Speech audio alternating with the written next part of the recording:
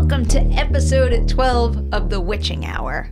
I'm so happy to be here. Do I have to say that anymore? I don't know. We're always happy to be here. I'm Perri Nemiroff. This is my co-host, Haleigh Fouch. Haleigh, how are you doing today? I'm good. How are you? Are you really good? I'm a little sleepy. Okay. I got some stories to tell. Why are you sleepy?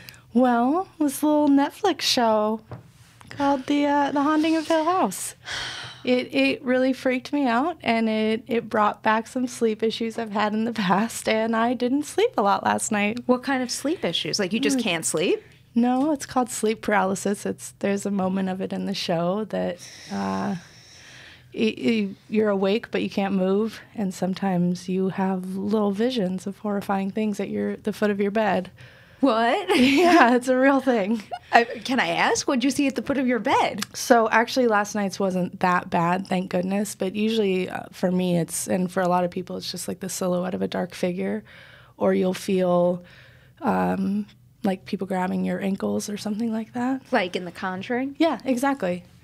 That's so crazy. It's really creepy. And is it really weird that I'm kind of jealous that I've never experienced anything like this before? It's really not fun. It's not like fun like watching a horror movie is fun. It's like deeply horrifying and you can't move. Last night's was a smaller situation. I just was laying on my side and woke up and was looking at my hand and couldn't move my hand, but I didn't see any visions, thank God. I've never had that happen, but I vividly remember, this is so stupid, when I was little, and you know when you fall asleep in a certain position and a part of your body goes numb? I vividly remember getting up in the middle of the night and running down to my parents' bedroom being like my arm, what happened? I just freaking fell asleep on it. Relax, kid. Arm. There's no arm there anymore. That's interesting. Yeah. So thanks for that, Flanagan. Well, I guess we're kind of even because I'm also having some problems because of Hill House as well. And my problem is you didn't tell me to watch it until I only had time to watch 3 episodes. And then I had to force myself to turn it off last night to get a reasonable amount of sleep. And I woke up this morning and for a hot second, I genuinely thought to myself, this could be a good day to call in sick so I could finish watching the show. But I used to take off Fridays to watch the new Marvel shows all the way through. Really? Yeah. But then I was like, wait, I'm working on my vacation time. What am I doing? Well, if you love something that's really good content, but pause on Haunting of Hill House because we're going to get to that in depth because the run of show today is we're going to kick things off by talking about some local and I guess non-local haunts that we've been to. You know, theme parks that are changed for the Halloween season, mazes, stuff like that. And then for the second half of the show, we're going to dive into the Haunting of Hill House. It's going to be a non-spoiler review, and if you guys enjoy this, maybe we will come back to that topic eventually and dig into it with a spoiler-heavy review. I would love that. First up, local haunts, or in this case, not so local haunts. You went to Halloween Horror Nights in Orlando, right? I did, yeah. So jealous. I've never been to that one. I've only been to the Hollywood one. It's just, no offense to Hollywood, it's just better because they have a lot more real estate to work with. Well, I say the same thing about Disneyland versus Disney World. Right. Disneyland just can't compare once you've been to Disney World, which is essentially a city. But I actually take that personally. I think a lot of people do. I grew up in Orange County, and that was my home away from home. But no, you're right. The real estate makes a huge difference, and the mazes this year were pretty good. This is, I think, my 4th year going to the Orlando one, and the highlights this year were not what I was expecting. They did a Halloween 4 maze that I was just like, no, that's not it, because it was just Mike Myers jumping out at every corner. Okay. And they had done a Halloween franchise maze maybe 3 or 4 years ago that was incredible. Yeah, that sounds exciting. But then there was this other things were so good. There was one called Slaughter Cinema, and it's it's inspired by B-movies and exploitation films, and it was sort of sectioned into different corridors that would be different types of exploitation films. So you would walk in and you'd hear a voice go Attack of the Cannibal Women, and then you were in that one, and then they'd announce another title and the whole maze would shift into a different setup. It was really impressive. That's fascinating, yeah. It was really good. Huh. And they always do Blumhouse, which is hit or miss. This year's was a bit of a miss for Really? me. Yeah, they combined. Do you go to the one here too? Sometimes. Okay. I get really spoiled by doing the press event in Orlando. I'm like, you want me to pay and wait in line? I don't know, man. This year for Blumhouse, and I heard that this year's Blumhouse Maze in LA is actually pretty good. Well, I remember the last 2 years, I think the Blumhouse stuff was some of my favorite. Yeah, I think this year was a concept problem. It was first you walked through Happy Death Day, and then you got to the first Purge, and they just don't go together at all. The vibes are totally different. I guess the one cool thing about the setup was for the Happy Death Day maze, you essentially walk through the same thing over and over and over again. Okay, that I like. So you get disoriented by the time you're put in the purge. But they just don't really fit together in any way. Like, the tones are totally different. Like, Happy Death Day is a fun slasher, and the first Purge is, like, really depressing. What are you looking for when you go through these mazes? Are you, because there's so many different types of people that go through these things, whether it's someone who wants the scares, someone who's walking through and admiring the production design. What's your thing? I really like the production design. And what I like about Universal specifically is how much they work with all your senses. Like, well, not taste, because that's gross, but but you know, they do sense. They have these little stringlets that stick to you. Yeah. Oh, wow, interesting. So they had one, Scary Tales. It's like the 11 billionth time they've done Scary Tales, but it's always fun. And when you walk into the Hansel and Gretel portion, it smells like cookies and candies. That's a nice touch. Yeah, and the witches are eating. What's like the outside of the maze area like? Is it like the Hollywood one where it's just basically filled with characters walking around also? Yeah. Okay. And yeah. I don't know. Have you done Not Scary Farm before? I did Knott's the first time, the first Halloween that I was out here. Okay. We did Knott's, and Knott's was a lot of fun. But I think I liked Knott's more than anything because Knott's was the only park that we went to that allowed you to drink. So I think we went a little crazy at the bar, and then our little press wristbands, another example of being spoiled, but our wristbands got us front of line access to the mazes, but to the roller coasters too. Oh, and nice. I'll never say no to any roller coaster, even when I have a belly full of beer. Hell yeah. And even though I got a little nauseous, it was fine. It's worth it. I would have done it all over again the same way.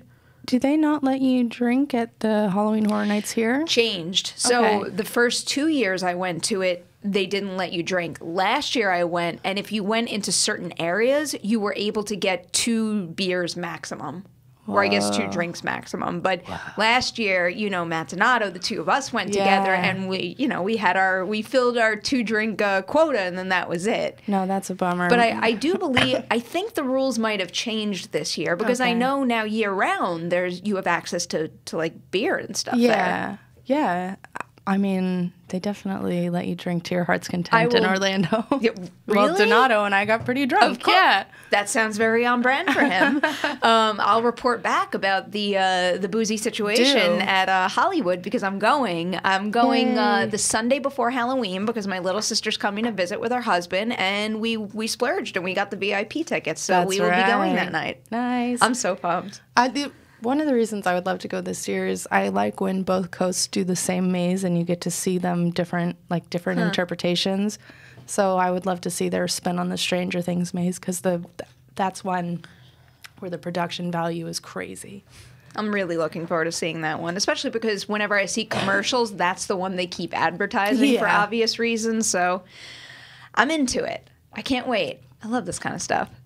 They really put a lot of work into those. Isn't it crazy? I mean, you don't really think about it often enough how much work goes into the actual design of the maze, the structure of everything throughout the entire park, but also the characters. And how difficult that process must be of auditioning and getting the role you want and then doing it night after night after night. I think they take it really seriously. They do. I know Wendy knows some behind-the-scenes details that she shared with me, and it's not that I didn't respect the work they do before because it's true acting, but to hear about how difficult that process is and how, it makes me think of, wanting to be on a sports team and auditioning because I never auditioned for any kind of roles in anything. So that's the only thing I can equate it to. But then seeing your name on a list and getting that position that you really wanted. So when I think about it in that sense, it must be a tough process. That's similar. Yeah.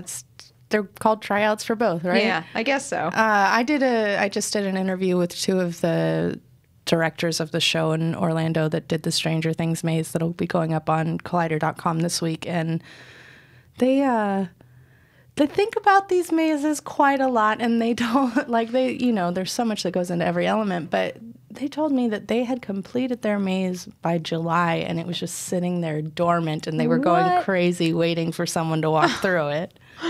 I would be pretty nuts waiting that long. I mean, I get pretty nuts waiting that long for this time of year to roll around, especially because I feel like earlier and earlier we start to see Halloween stuff creep its way into stores, and I feel like right around the end of July is when started to see some stuff pop up. Yeah, it does. I've just accepted that Halloween for me starts on September 15th. September 15th. That's usually when I go to Halloween Horror Nights. And it's like, it has begun. I've got absolutely no problem with that. Anything else that you want to add about Halloween Horror Nights? I don't think so. It's just, they always put on such a good show. And, there's one more thing I want to add.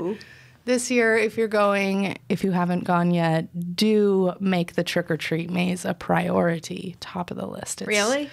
I would live there. It's just all that Halloween spirit. It's so good. Is it like the same thing? Because when I covered the movie Krampus, they had a trick-or-treat maze there. Really? Is it like all, like blacklight type look? No. Okay. No. It's like recreating scenes from the film, and then which is my favorite Halloween time film. So there's little Sams running around, as there should be. It's a pure joy. Yeah, I think I should probably flip our little agenda here because it seems like a better transition to roll into the local maze scenario that I just went to. I actually, at the time we're recording this, at least, I went last night, and Los Angeles Haunted Hayride has always been on my radar just because it's so local. And for whatever reason, I didn't go last year. I didn't go the year before. This year, I decided, I'm going to give it a shot. And I guess it's just misconceptions, but I always thought it was going to be, like itty bitty, like a blip on the radar type thing, a couple of mazes and whatever. It couldn't compare it to something like Disney or Halloween Horror Nights or something like that. And I was so pleasantly surprised. I was so wildly impressed by the whole thing. So if you're a local in Los Angeles, this is the thing that's at Griffith Park. So you park and you walk a good ways, and it's basically just kind of like in a field somewhere. And I went with a friend, and the first thing we did last night was what it's named after. We did the Haunted Hayride thing. And I don't think I've been on a hayride since I was 10, but it was so much fun, and it was so well done. You sit in this tractor, and they just pull you around, and there's all these stops along the way, and each stop is a different, almost like a horrific showcase kind of thing. It's like there's one where it's like heavy metal, there's, like people in bloody bags, and you stop there, and it's almost like they do a little performance, and then everybody comes and like attacks the hayride, and everybody screams, and the characters jump on the wagon, and there's chainsaws that they're dragging across the side of the hayride thing, and it was just really well done, and I was really surprised because the first thing I thought when I sat my butt in that hay was like, oh, I'm gonna get my jeans dirty and I'm uncomfortable already. And once it started to get going, I was thinking about a million things to complain about, but then it started to get going, and with each and every stop, I couldn't wait to see what the next stop was. So great. I really liked that. They also had a really interesting idea that I don't know if it's for everybody. I forget what it's called now, but it was a dark maze. And it was a true maze. It wasn't just you walk from one step to the next until you get to the exit. It was twists and turns with the point of making you feel disoriented and not being able to get out. And there was a strobe light going the entire time. And, we've seen time and time again in movies. And actually, there's a scene of it in Hill House, too, where when a flash goes off, you have a split second to get your bearings and see what's in front of you, see what's around you. And that was a really interesting thing to kind of play with and to feel personally. But the strobe light thing can obviously be too disorienting and uncomfortable for some. So I like it. They did a really good one this year at Orlando with the strobe light effect. It's supposed to be a zombie apocalypse, and it's called dead exposure. So you're supposed to be using your camera to see, basically. You don't have a camera, but that's the design. I can see how some people would think it was too disorienting, but it was the one maze of the night where I was like, oh, you got me. I liked that quite a bit, too. Yeah. Very little kind of, knocks me off balance, I guess. I'll do just about any crazy ride or maze type thing. Actually, that's a question I want to come back to when we're done with this conversation. But the best thing, though, at the Los Angeles Haunted Hayride was actually their trick-or-treat maze. So it's not trick-or-treat like the movie, but it's just a playful idea on the idea of trick-or-treating. So it's another maze, and this one isn't confusing or anything. You just walk from one step to the next. But each stop is a house, and they encourage you. They say, knock on the door of the house, and you say trick or treat, and then a new character comes to greet you. And it's like all different types of creepy characters, and they'll put on like a little show, and they'll engage with you, and then they'll give someone a piece of candy. And it was fun. It wasn't scary. It was delightful. That sounds great. And you walk around this maze with a group of people, and I only went with one other person, so we got paired up with some people we didn't know, and it was just it turned out to be like a really nice group to explore each thing. And it's like we each took turns naturally knocking on every single door. I was so impressed. And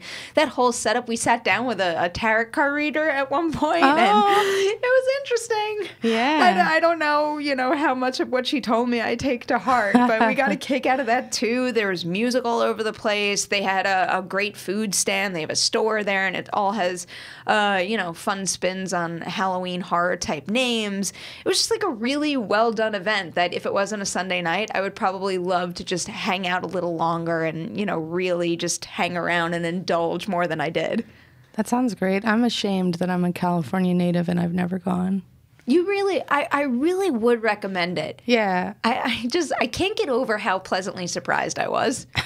And I don't know why I didn't think it was going to be the greatest thing in the world, but it really was. The name sounds a little quaint, so maybe that's part of it, a branding problem. Maybe. I don't know. Maybe that's it. I think it's the Hayride thing, but that Hayride was very, very well done. I love that idea of the trick-or-treat situation. I mean, as an adult, you never get to trick-or-treat. I know. And that's like a fun way to do it, too. And even when I'm on the other side of trick-or-treating now and I put out a damn bowl of candy, you know who comes to my door, my apartment complex door? Like, no one. Yeah, you're a little tucked in there. I put out a bowl of candy every year, and nobody even tries to steal it and just run away with it. I just get left with a huge bucket of candy. I know. We have the same problem. I mean, neither of us live in a good spot for trick-or-treaters. You I'm right off that freeway. All right, so we each shared our own personal haunt experience, but then we went to a little something together last week, and it wasn't a traditional maze. How would you describe Delusion? Delusion this year, this year was the Blue Blade, and it's very cool. They call it immersive theater, I think is their preferred terminology. But it's like, it is a combo of sort of maze / escape room / actors theater. Coming in and working with you. Yeah, it's very cool. And this year's, I know the past years, this was my first year going, and I believe it was yours as well, right? Yeah. I know the past years have been more horror-centric. This year was more adventure, which I thought was kind of a fun spin on it, because there's a lot of horror mazes. There's not a lot of adventure mazes. It was definitely more adventure-specific. There were a couple of things. Actually, this I was about to call it a maze, but this experience is probably the only one that really scared me at one point. Yeah? And I don't want to spoil the story or anything, but at one point we were in a room, and it's just, for whatever reason, my attention was directed upwards when they pull off this really cool stunt where a character kind of jumps down from you but stops right before it hits your face. And it's just, that caught me in the perfect position, the perfect moment, and I genuinely went to back away because I was scared. I was pretty darn impressed. There's also again, not doing spoilers, but there's a creature in it that I found very impressive. And I think I know which one you're talking about. Very sort of magical. I liked that about this one. It was sort of magical. It was a time travel element. It was fun, and it wasn't all. I don't know. I love horror, obviously, but it's nice to do something a little different and playful. Yeah, felt playful. The other part I really liked is when we had to hide behind the curtains or under the bed. Yes. I was not crawling under the bed. That was never going to happen. But it's like you're standing there. You're standing there, not a performer in the show, behind a curtain, and it's just like I shouldn't come out. I don't want them to see me, but I need to be able to see what's going on. Like, what if all of you leave the room and I'm still behind this curtain?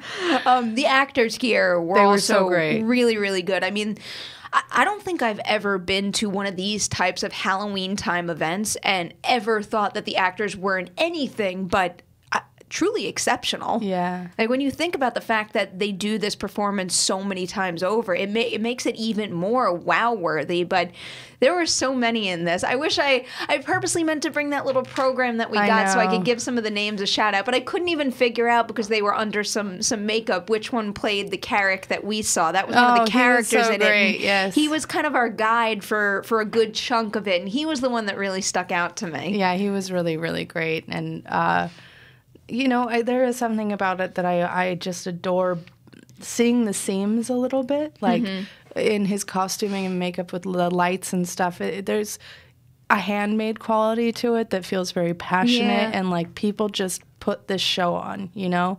It doesn't have big studio money. It doesn't have Universal money or anything. This is people putting on a show that they're passionate about. And I love that.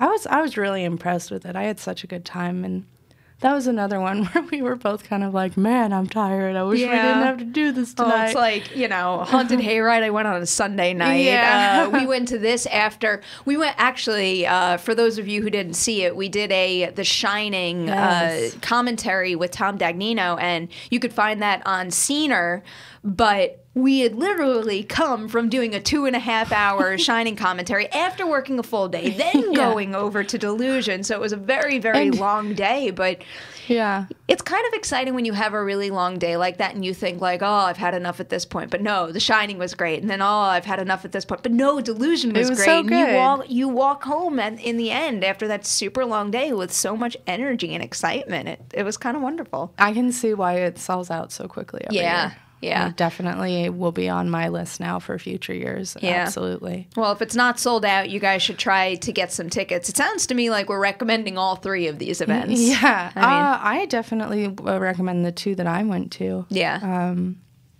going to another one tonight called Invoke, so stay tuned to my Instagram for thoughts on that. Yeah, that's sort of a witchy dance theater type scenario. That sounds very Haleigh to me. It is very Haleigh. Delusion and Los Angeles Haunted Hayride both get thumbs up for me. And, you know, I've been to Halloween Horror Nights many times before, but I'll report back when I finally get the chance to go at the end of the month. So the question that I wanted to ask you, where do you draw the line with these haunted house experiences, mazes, things like that? Because I don't know if you were in the office when we were doing this the other day, but someone had brought up one of those, you know, sign your life away kind of ones, and we were watching a trailer, and that one in particular, it's in San Diego, I forget the name of it, but was like a hard no for me, but my limits are not the same as most. I'm surprisingly have a lot of limits for this kind of thing because it is immersive and because you do have to sign a waiver and because I watched the documentary Haunters, The Art of the Scare. Still need to watch that. I am not signing my life away to a psychopath. No, thank you. Which is essentially what McCamey Manor is. I don't... Oh, wait. That's the one in San Diego. Is it? Yeah. Well, don't. Well, that's ridiculous. Yeah. So, When I was going to do Blackout at Overlook last year, it was like a baby version, and also like Blackout, you still feel safe. Yeah. After watching some of those videos, it looks like people are physically harmed doing that. They're certainly psychologically harmed. I mean, and they're forced into essentially torture conditions, and there is no safe word. There's no safe word? Wait, so Negative. Then I don't understand. How do they opt out? Because isn't the whole thing to see who will last the longest or something, or complete it, and you win money? At least as far as what was presented in the documentary I watched, it is not an opt-out scenario. Oh, no. Maybe it's changed since they shot the documentary, but it was sign your life away and let this man torture you, essentially, with no off switch. That will never happen in my life. No, never. Not willingly. Yeah, no. And, you know, Blackout was an interesting experience. I was so curious about it because I had signed up for Blackout something like 3 or 4 times and canceled at the last minute every single time. Yeah. And then finally going to Overlook last year, I'm like, all right, like, just suck it up and do it and stop wondering about it. And I was telling you a little bit about it. I think the coolest part about that blackout scenario is when, like, nothing terrible is happening. It's more of like the mind fuck kind of element of it, where at the very beginning, before you even go into the experience, you are told to, and you know, we did this at the Timberline Lodge. There was a big like a restaurant type area where a lot of people were just like congregating all the time. It was like almost like a cafe. So you're meant to meet this guy wearing a white suit there, but they tell you like, go alone or we're not going to let you do it. And you're already like freaked out and nervous. So I spot the guy in the white suit. You sit down and he doesn't say anything to you. He just looks you dead in the eye. And I mean like eye contact. That guy is an eye contact pro. And he puts headphones on you and then he grabs your hands and you're just sitting there holding this man's hands, listening to like nothing for like, it must have been 10 minutes. So I think that was my favorite part, just the idea of sitting there, not knowing what's going to happen and having the wheels in my head spin out of control. But then once you get into the room, I enjoyed the part that was more interactive, where you were trying to get to the next stage. The part where I checked out and I don't understand why people enjoy that kind of thing is when it gets to the more performative aspect of it, which in the case of my blackout experience was pretty much just sexual assault. And I don't find that entertaining, scary in the haunted house type sense. I didn't really understand the point of that, but everything up until then was, it was kind of intriguing to me. Yeah. It's an interesting thing too. I don't like, you know, that I don't really like for anyone to touch me. Not like my friends, I'm a hugger. But like if we're going through a maze and stuff, I don't want them to be able to manhandle you. Yes, and certainly not people on the street. But those strangers too. Yeah. So there's a limit though, and like the hand thing you talked about, that's awkward and uncomfortable, but that wouldn't bother me in terms of being touched. Yeah. But the flip side of that is sort of when you're not being touched, but you can't reach out and do anything either. Yeah. Like I guess you could leave, but that's you could leave, and now I can't even remember if they give you a safe word or anything. Yeah. But I never felt like I couldn't get out if I wanted to. Yeah, I wouldn't appreciate that addition to a haunted or any sort of haunt personally. I definitely didn't either, and it basically got the blackout bug out of my system. Yeah. I did it once, I don't need to do it again. And I told you what happened to one of our mutual friends that went through, is that, and I understand why this happened too, because it's like in the first half of the experience in the room, the whole point is they're encouraging you to play along and help progress the story. And then all of a sudden you're expected to stop when something terrible happens to someone else. And he didn't stop. He went to, step in and help this character. This person. And house lights came up. His experience was over. That was it. Yeah, I remember seeing on Facebook when he posted, well, just got kicked out of blackout because I tried to stop a rape. I kind of admire him for it. I do too. Good for him. Go, dude. Yeah. Maybe that's a limit for me. I mean, I guess it's not a limit like McKamey Manor's a limit. Like, I'll never do that. But it's just something that would reduce my enjoyment of any given. And if I know that if there's a tableau of sexual assault, I'm probably not going to go to it. Yeah. I mean, I wouldn't be surprised if they took some of those things out of their new experiences, because now it's, more so than ever, like don't go anywhere near that. Why? Would be smart. Ugh. But yeah, that Manor one, I went down like the rabbit hole of watching those videos and just like trying to think of how far I could take it. But like, no, because some of those after videos, like it looks like parts of their faces are swollen. Yeah. Why I think would you they can do be that? trapped in containers for quite a long time, or I think he interviews you for your fears first, so he can like specifically. So I would lie. Yeah. I wouldn't tell him anything about the dentist terrified or of bees. Puppies. Puppies and kittens. I'm terrified so of puppies scary. and candy corn. Yeah. So scared of them. I'm really afraid of days off, vacation, trips to France.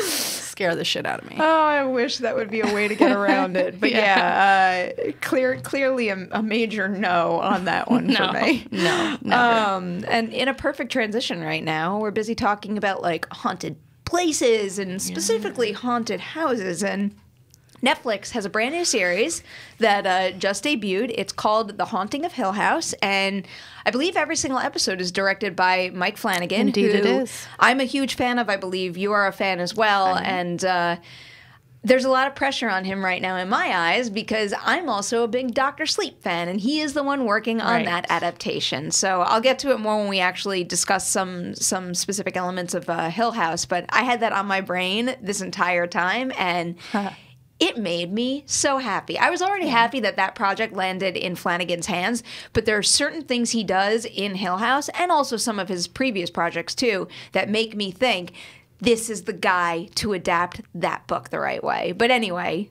Hill House in particular, first impression. I love it. I reached out to Perri, like she said, not early enough, but I had started watching on the weekend and was like, oh, we're talking about haunts. We have to talk about this show. Can you try to watch any episodes? And like, because I just was taken by it completely. And like you said, how you wanted to call out sick today, I had to go to a wedding that night, and I was like, I can't believe I have to stop watching this show and go to a wedding. Stupid family. I would have had the same thought in my mind. It's so good, particularly the first 6 episodes are, I think, like genius level ghost storytelling. Just that 6-episode arc is flawless. So, full disclosure, you finished at this point, right? Yes, I have. I've watched episodes 1, 2, and 3. Yeah. Oh, 3 is so good. Yeah, 3 is great. I mean, I really do think that so far 1, 2, and 3 are pretty close to perfect. Yes. And I think a lot of it has to do with the ensemble. They're so good. They're so good. And this actually leads me to my first Dr. Sleep point. And this is also something that's apparent in a lot of Mike Flanagan's work. And it's that he is just an exceptional actors director for young actors. Oh, yeah, that's true. The kids in his movies are always pretty flawless. Yeah. And in this case, I mean, the two that stand out to me are some of the older ones. It's Lulu Wilson and McKenna Grace. And we've seen them both in a million things at this point. I don't need any other reason to think that they're insanely talented. But the two of them here, and also because, you know, one gets a showcase episode 2, the other kind of gets one in episode 3, and they just crush it. Yes, they're so good. I mean, McKenna Grace is a little powerhouse. Can I tell you a story about her? Yeah. So last year at the Critics' Choice Awards, she was there because of I, Tanya, and I was wearing the bridesmaid's dress that I wore to Lonnie's wedding, my sister. So it was like this all white dress with like all these like sparkly stones on it. And all of a sudden, someone comes up to me and she goes, "Your dress is amazing." Oh. And I'm like looking at her, I'm like, "You're amazing." But the fact that happened, just like, she is like a freaking ray of sunshine, that kid. She's so cute. I remember when interviews for Gifted were coming out with her and Chris Evans, and she was just as good at it as he was. Like, she's awesome. She's like a little adult. Yeah. Well, the same thing with Lulu Wilson. I remember when they were doing the rounds for Ouija 2, maybe? Or actually, maybe I spoke to her for Annabelle Creation. It's one or the other, but she's wonderful. And then also, it's actually a really interesting thing to have Lulu Wilson play the young version of Elizabeth Reeser's character, because they were in Ouija 2 together, directed by Flanagan. So if you can see what's happening here, Flanagan is basically creating like his own little movie-making empire where he just aligns himself with some of the best in the industry. Apparently, they have a great experience working with him because they all come back and work with him again. He has, to flip to the adults, he has this sort of roster of incredible brunette actresses now that he really does. They were perfect to play a family, like Carla Gugino and Elizabeth Reeser and oh my gosh, what's her name? My favorite character on the show, Theo. Kate Siegel. Kate Siegel, incredible. She was in Hush. Yes, she is his wife, I believe, and is she co-wrote really? Hush with him. I did not know that. She is a major standout. So when we started planning for this episode, I was like, no spoilers at all. But I have a feeling we're going to have to switch gears at some point just to talk about a little of the first few episodes. There's so many specific things I want to bring up right now. We have a very different threshold for what counts as a spoiler. Like I don't know. I feel like you can talk a little bit about it without giving away the big stuff. I guess so. All right. Well, we'll keep it completely spoiler-free for a little longer. Before we move on from the adults, I also want to single out, I don't know if this is how you say her name, Victoria Pedretti, who plays Nell. Yeah. You have not gotten to her episode yet, but by the end of this series, this woman will destroy you.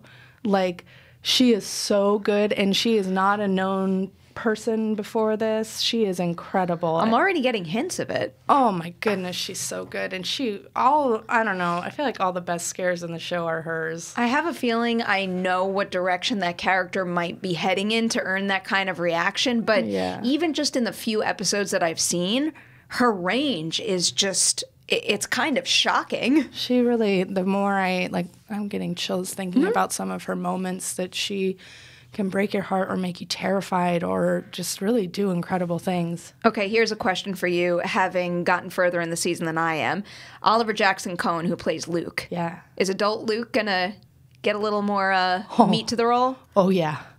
I think he might be your next episode. Interesting. Oh, boy. Huh. Oh, no. Yeah, he's so good, and you will just love him so much, and you will want to protect him. And, I think he's fantastic. I think they're all so good. And poor, how do you say it? Michael Huisman? I don't know how you say his name.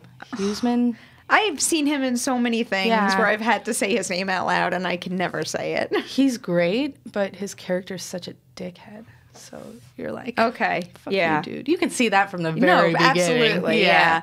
Which is it's sad because as a kid, well, that's also the interesting thing that the show does, because as a kid, Stevie at the time is, pretty warm and protective. That's how they first introduce him, and then to see how he grows up. And that's one of the brilliant things about this series is just it cuts back and forth between their younger years at Hill House and then them as adults, and it does it just so seamlessly, where at this point, even just 3 episodes in, I could have a list like a mile long of brilliant visual transitions to make that absolutely perfect. And just to see, it's just, there's not really a specific way to like lay it out how you want. It's not like, you see them older and then you learn new things about them younger. It like flips back and forth so often where every single thing is constantly enhancing the past material and the present material at the same time, where it's just like my mind is spinning out of control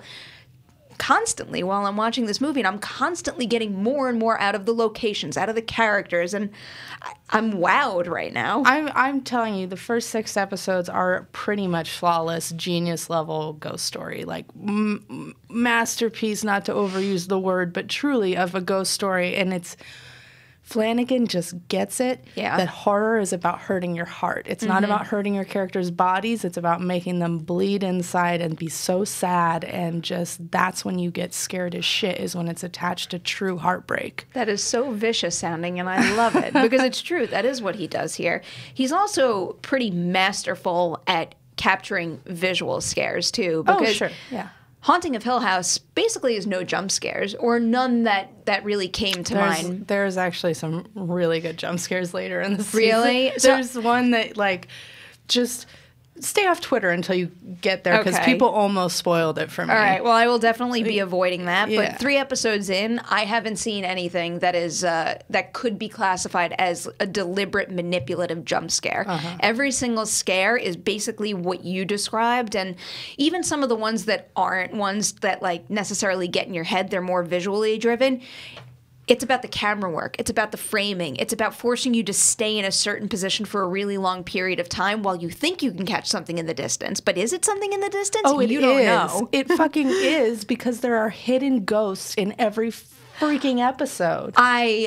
It was so hard not to look at all the lists that have surfaced since this show started, but there's a couple in particular that I caught. I can't wait to start to talk about the specifics, but I don't know. Do you want to just say, all right, episodes 1, 2, 3, let's drill into it? Yes. All right. So clearly, if you have not watched a single episode of The Haunting of Hill House, both of us recommend it big time. Go watch it. It's on Netflix. Yes. Go watch it. Maybe plan on watching it when you could take a day off so you can get through them all. Otherwise, don't have any commitments. You will suffer like I am suffering right now. I'm actually thrilled that if I'm at work, at least we can be talking about it. Very true. But I plan on watching more later. I wouldn't shut up about it at the wedding. Did you watch any Hill House? Has anybody here seen Hill House? I love the idea of you just walking around a wedding. Oh my God. My cousin gave me a literal nerd alert. She was like, wah, wah. It hasn't even been that long since like the recording of this episode and when I finished episode 3, so I haven't had that much time to spread the love, but still I can already count. Probably I would need 2 hands how many people I'm like, are you watching this?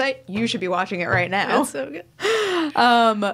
So the first thing I wanted to say was what I was just talking about. One of my favorite shots in the first 3 episodes so far is when Luke goes down to the basement in the dumbwaiter. Yes. And he's sitting there looking around, and you see what you think is a human hand. But like I wasn't sure. Was it a human hand? And then all of a sudden it's like this almost like a moving corpse creeps at him. And that was just so beautiful. It was terrifying, but also beautifully captured. And that young boy that plays, the young actors in this are just they're so good.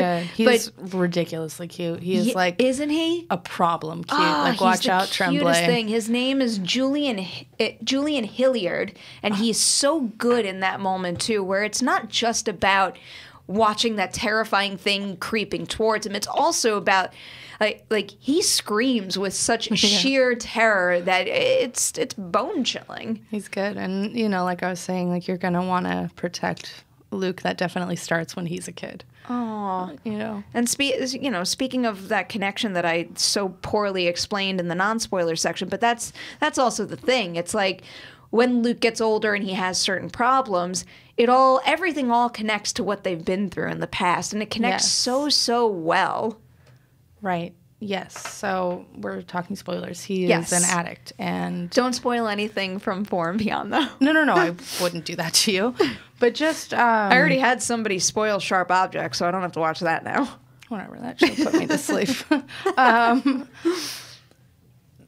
This is a reason why Flanagan will probably be perfect for Dr. Sleep as well, as he has proven time and again he is interested. Dr. Sleep. He's very interested in how your childhood trauma comes back as an adult to haunt you.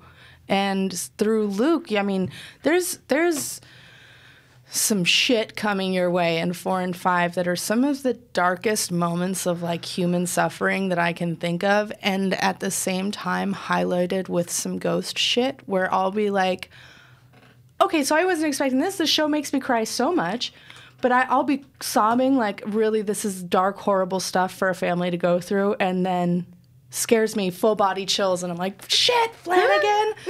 Like he just ties the trauma into the scare so well. What you were just saying, I was like ready to explode. This is kind of like Dr. Sleep. Yes. Like between the idea of having what a child goes through, any kind of trauma, be reflected in who they are as an adult, but also when you start to take into account what Theo is capable of. Yes. That's almost like, it's kind of got a shine quality to it. Oh, that's so interesting. Yeah, Theo is an amazing character. What a cool character. I love her. And the two of them paired together, so that's McKenna Grace's character, and she's so interesting. It's just McKenna Grace and Kate Finley. They're the pair here. Kate Siegel. And they're the pair here. And it's just also very impressive how the adult actor and then the child actor are able to reflect each other so well and so thoroughly. Like certain mannerisms and certain line delivery is just so spot on.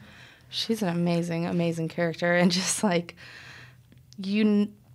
some of the best queer representation I've seen on TV in quite a while. Like she is exactly who she is, and she is like a bad bitch. Like she's mean. Yeah, she can be. Yeah, she can be. She can be so mean, but she could be so warm and kind too. Like she's mean to like her lover. Yeah. Oh, that she most certainly is.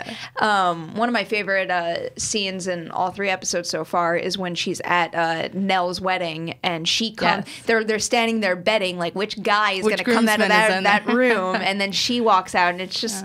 I don't know, that moment between the three of them, because that's also a really important thing in Hill House, is it's not just about the scares, it's not just about a high concept, the story, whatnot, it's about them being a family together. Yes. And I think that element is so strong right off the bat that's a very big reason why within minutes of this show starting, it will suck you in.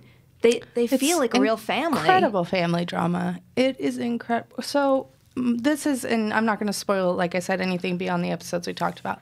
I will say it does not end as well as it begins. Yeah. And this really breaks my heart. It falls off track and sort of becomes like Ghost, This Is Us, and that is too bad because at the beginning of the series, it's some of the best family drama I can think of. Forget in the horror genre, like on TV all year. That's a bummer to hear, but... So that's an interesting thing, that it goes from seriously this sobbing, heartbreaking family drama. I cried so many times during this show. To me, after I finished it yesterday, I walked in to talk to my mom, and I was like, that show I loved ended like shit. And she goes, oh, but honey, you loved so much of it. Yeah. That's the way to look at it. Yeah. Yeah, I'm glad I'm still in loving it territory. And I'll rewatch the parts I love over and over and over. Well, it does have a very rewatchable quality to it. And with every single episode I watch, my favorite character changes. Like at first, I'm like, I love Shirley. She's the coolest. And then all of a sudden, I'm like, no, Theo's a badass. I'm digging Theo now. Theo's my favorite. Luke's my second favorite. I was really liking Steve at the beginning, too. Yeah, you start liking him, and then... But then he does certain slowly things. Gets worse and worse. And it's incredible how that first episode... Like, what is that first episode called? Steve Sees a Ghost or something? I don't remember. I think that's what it's called, and I looked at it, so I knew that by the end he was going to see something, but still, there was enough misdirection where... Like, when it actually happened, I'm like, no way. Because I started to get myself convinced that, you know, when they get in the car and they're driving away from the house, I was convinced that maybe he had seen, like, Ghost, his mother, in the house. And I'm like, oh, maybe it was just like a trick of the eye, and that's really what he saw there. But no, then it ends with, like, the most powerful witnessing of a ghost you possibly could imagine in that scenario. And I didn't see it coming. It completely knocked the wind out of me. I had the different experience because I definitely was like, oh, she's not supposed to be there. She's in a different state. Really? Yeah, because she was supposed to... Yeah, we knew where she was going, exactly. But I was still trying to process, like, she looked fine. Well, she didn't look fine, but, like, she didn't look, like, ghostly. Right. No, I was like, nope, that's bad news. That's not cool. And it was a different... It didn't, like, knock the wind out of me. It was more of a dramatic irony situation where I was like, I know what he doesn't know. This is terrible. Oh my God, when's he going to realize? I think I started to, in certain moments, like reach for the comfort zone. Yeah. Like the fact that she was there. And I also got so wrapped up in the idea of what he says to her in that moment where he's like, you just stood here and let Luke take all my shit? Well, again, a perfect combination of a scare and of harsh drama. Like, he is treating his sister like shit in that moment. He is really riding her and chewing her out and being a dick like he is. And it's something that you never really shake off because all that stuff adds up as to why she does what she does to herself. And you never really lose that. Yeah. You never really lose the idea that in any given moment, one of her siblings could have changed course. I don't know if this idea changes as the show continues on, but at this point, it's like, you know, with an instance like that, you always wonder like what could have been done differently. And there's so much love and family around her that I was just constantly thinking, especially in that particular moment, like he could have been nicer, you know? Yeah, that's an understatement. It's so frustrating. Yeah, that was, I think, maybe I'm wrong, but I think that was my first good scare of the show where I was like, oh, shit, okay, we're working on this level now. Do you know what my first good scare was? You know what it is. What? Oh, no. Freaking Kittens, man. That was my first cry of the show. I think that was the first time I covered my eyes while watching something in a while. That made me very sad. That made me really sad and really thankful that like Dewey was curled up at my feet at that moment. But I mean, that's a wonderful example of horror that is one like a wildly disturbing visual, but part of the reason it really crushes your heart is because of Lulu Wilson's performance and what those kittens mean to that character. Yes. Yeah. That's so my first big scare was seeing his sister. My first big sob was the kittens. Yeah. And there were both moments where I realized, oh, this show is working on that level. Okay. Like, I didn't come to The Haunting of Hill House to have, like, an existential crisis about life and death and grief, but guess what? Kittens. Yeah, kittens will always do it to me. And that was just the first. Like, that I think he used kittens to chisel your heart open. That's really what it was, because I thought, like, the first step was I had a hard enough time just thinking the kitten was dead, period. Yeah. Like, when one kitten was gone, I was already, like, on the verge of tears. Yeah. Then when she buries it and says all these beautiful things about it, and like, her performance as she thinks the kitten is alive, and then what crawls out of its, oh my God. And then even at the end, when you go back to that other kitten and it's got those white eyes, those are easily some of the most terrifying visuals I've seen in a really long time. It really got me. Yeah, the visuals didn't get me as much. I mean, the litter of dead kittens is definitely not easy to take, but it was the emotions that really fucked me up there. Yeah, I was having one of those moments where I had to keep telling myself, fake kittens, fake kittens, fake kittens. Right.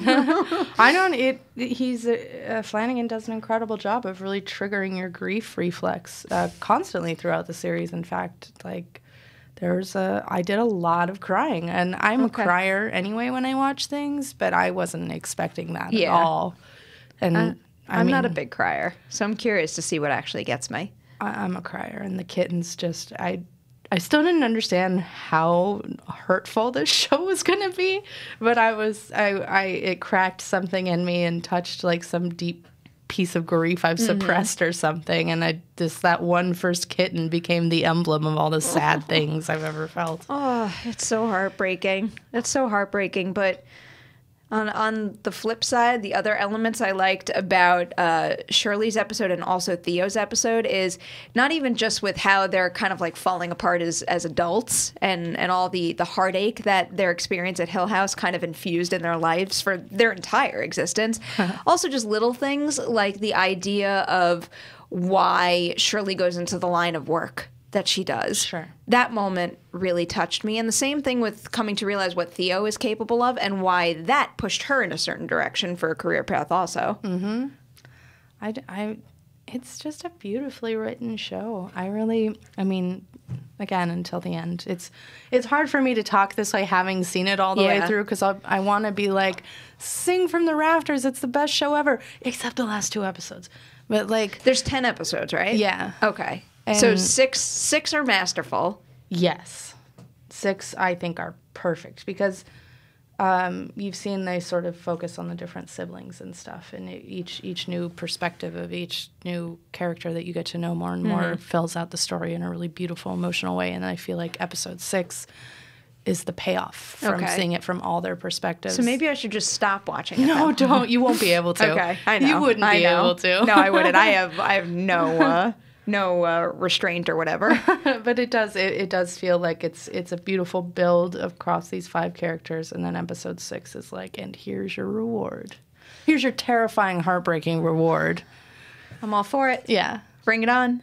And this is, not spoiler, but just episode 6 is a really impressive technical achievement too, because it's Oh, I think I heard about what they do there. It's a series of long shots. Okay. And it really pays off. Yeah, I'm fascinated by filmmaking techniques like that, so I'm really curious to see. I assume there's a good payoff for Carla Gugino's character? Yeah. All right. Yeah, I'm eager she to see more. Does feel kind of hidden in the beginning, doesn't she? Yeah, for sure. I mean, she is. It's one of those things where she is like part of like the underlying existence of their family. It's like I always feel her presence, but screen time wise, she doesn't have all that much. Right. She's got some great gowns though. Yeah, she does. I was also thinking of another favorite scene between McKenna Grace and Mrs. Dudley when she puts her hand on Luke. Yes. That was because that's also another like early sign of the sass, the strong nature of Theo as a person, and what she's capable of doing to stand up for someone she loves. That was such a great scene. She she is my favorite character. I think she is one of the best written characters I've seen on TV this year. I'm happy to see that stays true even when you finish the whole series. Absolutely. Season. She's, I wonder if there will be more of the series. Yeah, that was going to be my follow-up, actually. So, I mean, I guess it is a big success. I mean, that's all I've seen people talk about on social media. So, I guess the door is open for more, or it should be. I mean, it's interesting because it's like, part of you wants to be like, no, this is based on a book. There's only one, but it's not really based on the book. It's very, very different. You've read the book? Yes, in high school. Is it worth reading? Oh, my God, yes. Okay. Shirley Jackson's an incredible writer. It's very good, but it is nothing like the show. Okay. Is it a situation where watching and reading in either order will like wind up enhancing the other, or is it so off course that I don't think so. They don't connect? So like this is about a family that grew up in a haunted house. The Haunting of Hill House is about 4 strangers going to a haunted house. Interesting. Yeah. So all right. That's my no spoilers whatsoever. I'll listen to it. Yeah. It's good. It's really good. And she is a fucking phenomenal writer, truly. And her prose holds up today. Mm-hmm. It's not real frilly. It's very direct and witty and dry. Yeah. It's interesting to see Flanagan take it in such a different direction then. Yeah. I mean, it does feel almost like one of those in name-only adaptations. There are elements Eleanor is the name of a character in both, as a Luke and Theodora. But then Shirley is obviously a nod to Shirley Jackson, but she's not in the book at all. Yeah. It's very, very different. I like the idea of incorporating the idea of writing the book about the experience of Hill House in the actual show too. I have really mixed feelings about this, and it's something that would be better spoken to at the end of the series. All right. Well, maybe we'll circle back about that soon. I don't think that Shirley would be crazy about making the author a male and taking her role. Okay, that's interesting. And especially with how it all wraps up. But we can touch on that another time. All right, just to tease it a little bit, at this point in time, 3 episodes in, I like the inclusion of that specifically for the rift it creates in the family and just seeing everybody's reaction to having their childhood experience that essentially shaped them as adults used for money. Used by the non-believer. Yeah, exactly. Yeah. No, it's great drama. Absolutely. I can't wait to go watch more. I know. You're killing me, Haleigh. I can't wait till you get through 5 and 6 and 5. I want you to text me when you finish 5. Okay, I will. That's a deal. Yeah. First, I have to go see Halloween for the 3rd time. Oh my God. That's totally necessary. Yeah, of course. That's a good way to tease our next episode, though. Yes. So, you know what we're going to do next week? So, you guys might know, the new Halloween movie comes out this Friday, October 19th. You need to go see it. 1, because it's really good, but 2, because you need to be able to listen to next week's The Witching Hour, because we might have a very special guest on the episode, maybe a certain someone named Mr. Mark Riley. Yay. And what we're going to do is we are going to spend the entirety of that episode going spoiler crazy with Halloween 2018. I can't wait. I have a feeling you can't wait also. Oh, I'm excited, yeah. And I know Mark Riley is super psyched too. So that's the plan for next week. But between now and then, I have something else that I need you guys to do. So we might have a couple of Mandy Blu-rays to give away. Ooh. Yeah. So what I want you to do in order to try to score one of those is... It's super easy. Just share this episode of The Witching Hour. You can either share the YouTube version, you could share the Collider.com article, you could share a link to the episode on the Factory feed, whatever you want.